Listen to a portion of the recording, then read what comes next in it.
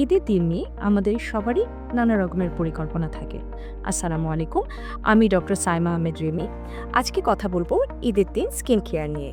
ঈদের দিন সকালে দিনটা শুরু হয় আমাদের যারা ভাইরা আছে, বাবারা আছেন, তারা নামাজে যাওয়া দিয়ে।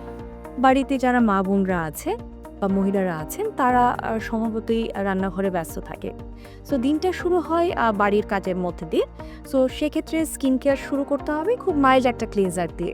স্কিনের ধরন বুঝে স্কিনের ক্লিনজার চুজ করা উচিত। পরবর্তীতে স্কিন হাইড্রেশন মেনটেনের জন্য একটা ভালো মানের ময়শ্চারাইজার, যেটা স্কিনের ত্বকের ধরন অনুযায়ী চুজ করতে হবে, এই ধরনের একটি ময়শ্চারাইজার ইউজ করতে পারে।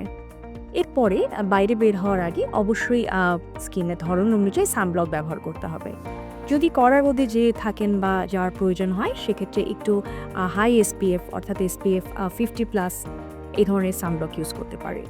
সেক্ষেত্রে যদি স্কিন অয়েলি বা অ্যাকনি প্রোন হয়, স্কিনের ময়শ্চারাইজার হবে ম্যাটিফাই এবং সানব্লকও হবে ম্যাটিফাই, অর্থাৎ যেটি অয়েল কন্ট্রোল করবে এবং ব্রণ বা তৈলাক্ত ভাগকে কন্ট্রোলে নিয়ে আসবে। সানব্লক ইউজ করার পরে এর উপরে হালকা মেকআপ করা যেতে পারে এবং মেকআপের ব্র্যান্ড অবশ্যই একটি ভালো মানের হতে হবে।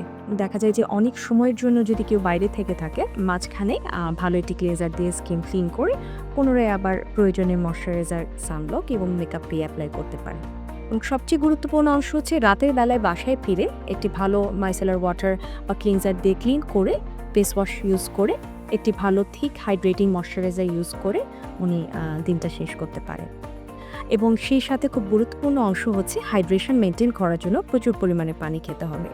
আশা করি আজকের ভিডিও থেকে আমাদের দর্শকরা ঈদের দিন স্কিন কেয়ার সম্পর্কে জানতে পারবেন। ধন্যবাদ।